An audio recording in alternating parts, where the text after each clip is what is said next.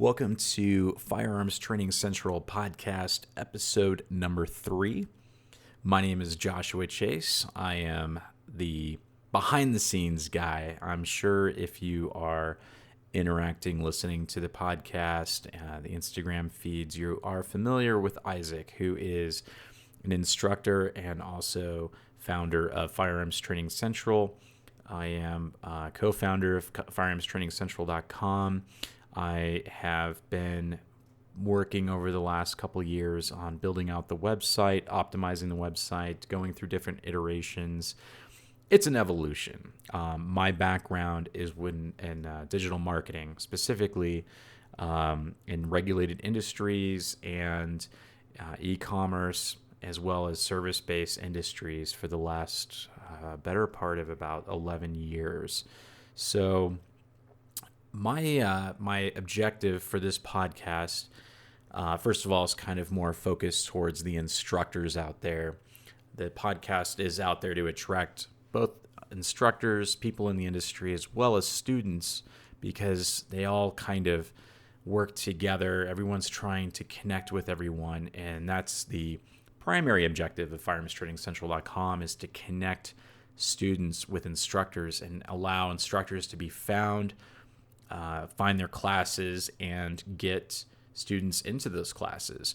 So what my goal is with the podcasts that I'm going to be contributing to are specifically focused on the marketing aspect and really geared towards the instructors. So if you're a student, this may or may not apply to you. Definitely, enjoy the content, but I'm really going to be focusing on marketing for the instructors, whether you're on FirearmsTrainingCentral.com or not. And if you're not, I highly encourage you to at least claim your free listing, as we are constantly optimizing our site and search engine optimization to attract the visits from potential students and other people in the industry who are using those keywords to find our pages, especially our event page, which is constantly being updated with new classes. So having said that, I'll just kind of get into it. I don't want to get too long-winded with this, as I trying to keep these digestible, and we'll do multiple podcasts in a series. So I won't try to overwhelm you. If you're listening to this, you can just come back and reference it, but I'm going to try not to fire hose too much because there's a lot to cover. So as it pertains to this industry, because it is a little challenging, you can't buy AdWords very easily. There's a lot of restrictions within certain social media platforms as it pertains to anything firearm related. And so it presents some serious challenges. So what I want to talk about in this podcast is really more focused on just the basics of branding and establishing your identity. If you're not sure who this podcast is for, I'll just kind of throw out a couple of things. If your email address on your business card or your email as you're giving it out to people listed on, or maybe it's on your Facebook page or something as a Gmail account, then this applies to you. If you're solely relying on a Facebook page, a group, Instagram feed as your identity, then this is for you. What I want to do is I want to try to help people establish their brand and their identity outside of any other network, because those networks can change their terms of services overnight and impact your business. And if you've been building your business off of a social network site, you don't own that content. You might have taken the photos, you might have shot the videos, you might have created the posts and put up the comments, and you might have been getting reviews on your Facebook page, but you don't own that content. That content can be removed at any point in time, and it's really important to understand that you need to own something. You need to own your brand and your identity. Doesn't mean don't reach out through those networks and those social media sites, but you don't want to rely solely on those platforms as your sole identity. For instance, if you, let's say you're Firearms Training X, Tactical Training X, and you have your Facebook page and you've got a following, maybe you've got, 10,000, 5,000, 10,000, people on there. Maybe it's 1,500. The number doesn't really matter, but you're putting out your information. You're publishing your calendar, your events. What happens if it goes away tomorrow? What happens if it gets shut down for one reason or another a month from now? Are you going to lose revenue? Are you going to lose your identity in that loss? And if so, then this is definitely for you. So I know that a lot of people don't really know where to start, and it can be quite overwhelming when you try to think about building your own website and building your own brand, but it is vitally important to do that. It is really, really essential to the success and the future scalability of your business. So I'm just going to touch on a few things in this podcast around branding and identity. If you don't have a logo or an established color palette, fonts, your own domain name, email addresses tied to that domain name, a Google My Business page listing, then these are the areas you're going to want to start. And you can do a lot of this for not having to spend a lot of money. You don't have to spend a ton of money to have these different pieces of collateral, digital collateral developed. If you don't have a logo, you can get one made pretty easily. There are sites out there like Logo Creation Design, Fiverr. There's different services, and don't go with the cheapest one. Put some time and effort into it, but invest a couple of $100 to have your logo developed. That logo will also, go onto your t-shirts and hats and anything else that you decide to do in the future. You don't have to think about all that stuff now, but you do want to think about it. You want to have a plan. What do I mean by color palette? If you look at other big brands out there, I'll pick Silencer Co. for an example, or even Noveski. There are some brands out there when you see content from them, whether it's an email marketing blast, an Instagram post, they have a very specific style and a color palette that they use that when you see it, you almost instantly recognize it before you even read what the information is or what the advert is. And so that's really important. If you are picking like earth tones or FDE and black or black and red or blue and yellow, you want to identify at least a color palette and kind of wrap your brand around that. Because if you look at any successful brand out there, Coca-Cola, any of the big ones, they really spend a lot of time and a lot of money by pushing their color palette, their fonts, their logo. I mean, and everyone knows who they are, and it's instantly recognizable. And you need to be thinking about your brand in the same manner, thinking about it as a future household name. It's not something that comes easy and you won't figure it out overnight. But once you establish your logo and your color palette and what kind of fonts that you like, your fonts could just be what that you use for your tagline, what you use for the text for your YouTube thumbnails. You want to be very consistent with that because people will start to recognize it after they see it time and time and time again.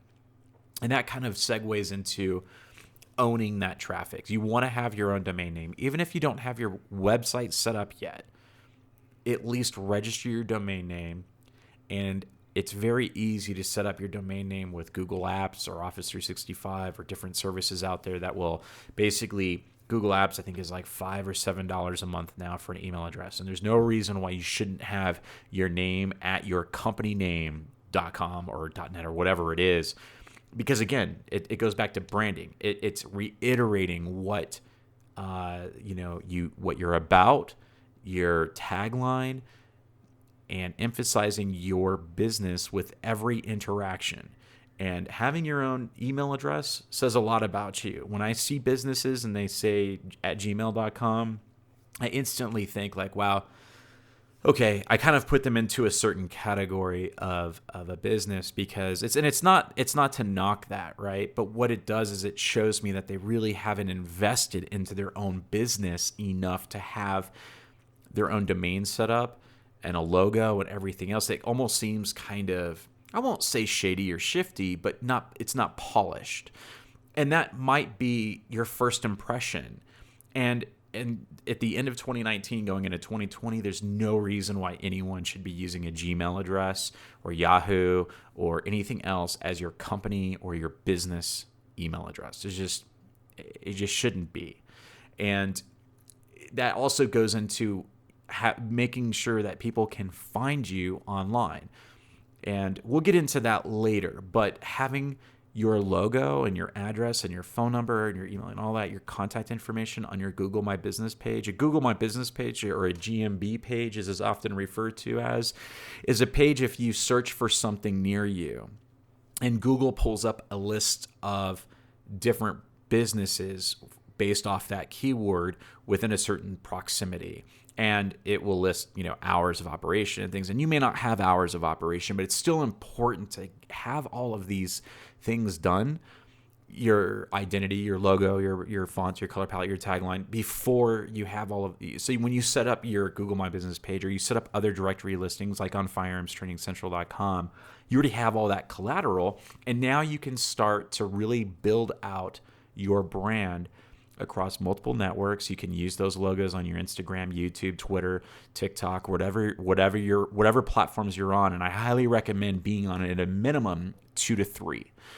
Probably, look at where your students are at, who's your core demographic, and you want to be in those places. TikTok, Instagram, YouTube would probably be the top 3, because you can do video, you can do images, you can do business accounts, and you can actually easily boost those posts to attract more eyeballs on your brand, on your logo, on your class schedule, and those types of things. So really, that's really all I want to focus on. If you're writing this down, or you're listening, or you're going to come back and listen to this, and you might have thought like, oh yeah, I know I need to do that at some point. I know I need to build a website. I know I need to register a domain name, but don't put it off. Just, if nothing else, just write down branding and write down identity, and just think about that for a while. Then spend some time on a couple of different logo development sites. You can get logos developed for as cheap as $20 to $40. I wouldn't say go with the cheapest one. You're investing into your business, but you don't have to spend an arm and a leg to do it. You could do all of these things, and a lot of times, like on services like Fiverr, if you find designers or illustrators who have a lot of reviews, look at their packages. A lot of times they offer packages anywhere from $100 to $150 that include the original vector art, which you would need if you want to do anything printing. They oftentimes include social media packs, so they already build out your cover art, your logos for the right sizes for your profile images on the social platforms like Instagram and YouTube and what have you. And it's good. It's nice because you pay for it. You get everything you need in one shot. And as you're doing your logo development, that's the time to think about your color palette. So write color palette down, and your fonts. These all kind of go together, because this is really what's going to make up your identity ultimately, but it's going to represent you, right? The fonts that you choose, the color palette that you choose, the type of logo, whether it's an illustration or it's something that's more of a design or a traditional design. These are things that you want to start thinking about, and bounce it off a couple of people. And I would even go as far as to even picking 2 different designers. Typically, when you go with a designer, you get 2 different comps, and then you can select one and revise it. So that gives you a few more options, if you will. And it doesn't take a lot of time, and it doesn't take, it doesn't take a lot of cycles to go through. You could probably do this beginning to end within a week or 2.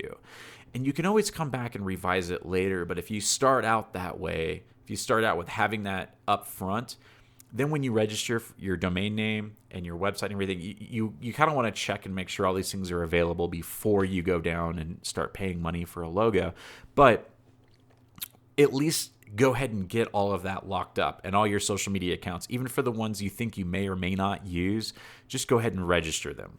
And that way you've got them. And then in a later podcast, we'll talk a little bit more in more detail, and get a little more specific about different strategies and tactics for each social networking platform that we leverage and some of our clients leverage as well, and how they utilize the system and the algorithms to kind of generate more awareness, because at the end of the day, you're really competing for people's attention. And if you're doing that kind of here and there, and there's no continuity within what they're seeing, it is kind of a wasted effort. I hate to say, and that doesn't mean that it's wasted as in it's not good practice. It's always good learning experience to go through the process of developing content, but you want to do it with purpose, and you want to be as efficient as possible as you can be. So if you have any questions at all, feel free to hit us up on Instagram at Firearms Training Central. Also, shoot me an email, which is just josh@firearmstrainingcentral.com. If you have any questions, I will try to answer them as best and as quickly as I can. And I'll be more than happy to kind of go in a little bit more detail with more specificity depending upon your situation, where you are, what you're trying to do, because we are trying to make ourselves a little bit more pliable as it pertains to not just being a website, not just listing classes that instructors have that students can find, but also be a support system for instructors out there, giving them a voice through interviews, giving them a voice through doing promotional content, whether it be video content, photos, and that kind of thing. Because not everyone's a photographer, not everyone's a video editor. We understand that. We understand the challenges when you are running your business.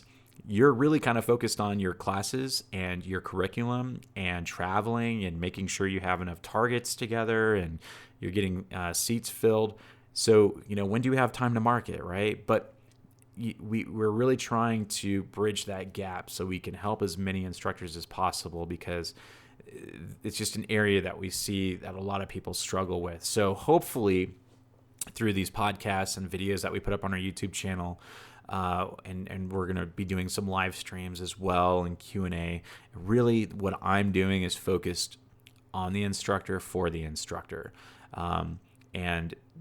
So we want to make ourselves available. I want to make myself available for those that have questions, but for this podcast, just really to drive in and focus in on the branding and identity with your logo, your color palette, your fonts, registering your domain name, business email account, and prepping all of that so you can build your Google My Business page. You can build out your other directory listings. You can actually start to run ads. We'll talk about ads in another podcast. You can do them. You just have to be a little creative sometimes in how you're actually writing your titles and your descriptions for your ads, whether it's on the AdWords platform, Facebook, Instagram, so on and so forth. So that's pretty much what I wanted to cover in this episode. I'm going to try to keep them short and sweet. So please, reach out with any feedback or comments or questions that you have, and I'll be more than happy to respond as quickly as I can. Just josh@firearmstrainingcentral.com, and definitely check out the website if you're not familiar with our company or our website. And that's pretty much it. So I hope you all are having a great day and a great week, and look forward to putting the next podcast out shortly. All right, take care.